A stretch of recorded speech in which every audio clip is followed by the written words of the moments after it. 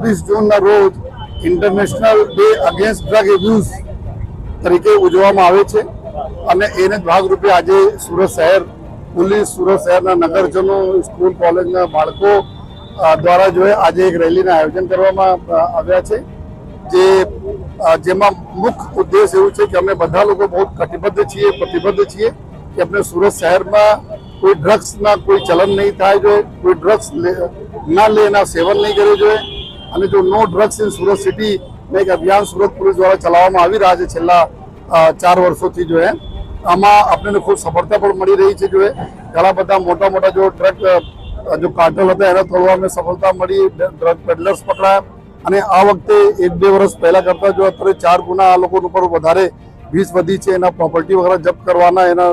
Property illegal property જો બનાવ્યા હોય તેના નિયમાનુસાર કાર્યવાહી કરીને ડિમોલિશન કરવાના, આ બધી જો કાર્યવાહી સખત કાર્યવાહી જો पुलिस तंत्र तरफ से કરવામાં આવી રહ્યા છે. પરંતુ અમે એટલો સહયોગ જો પ્રજાજનોનો જોઈએ, અમારા મીડિયાના મિત્રોનો જોઈએ, કારણ કે જો એ અવેરનેસની બી જરૂરી છે કે એના ઉપયોગથી શું શું નુકસાન થાય છે, શરીર કેવી રીતે ખતમ થઈ જાય છે, પરિવાર પર કેવી રીતે સોશિયલ સ્ટિગ્મા લાગે છે, એના બી અમે લોકો અવેરનેસ કરીએ છીએ અને સાથોસાથ જો એક્શન અને એના પછી જો રિહેબ કરવાના જો આમાં ફસાય છે એના કેવી રીતે બહાર લાવી એના બી અમારા જો એસઓજીની એક ટીમ જો રિહેબના કામ અહીંયાના ઘણા બધા ડોક્ટર્સ અને રિહેબ સેન્ટર સાથે મળીને કરી રહી છે અને અમે લોકો એકદમ કટિબદ્ધ છીએ કે આવનાર દિવસોમાં ઓર કડકાઈથી એના ઉપર જો અમે લોકો એક્શન લેતા રહીશ અને ફરીથી જેટલા લોકો અમારા આ રેલીમાં સહભાગી થયા એ તમામ લોકોને અમે ખૂબ ખૂબ જો આભાર માનીએ છીએ. Thank you. જય હિન્દ, જય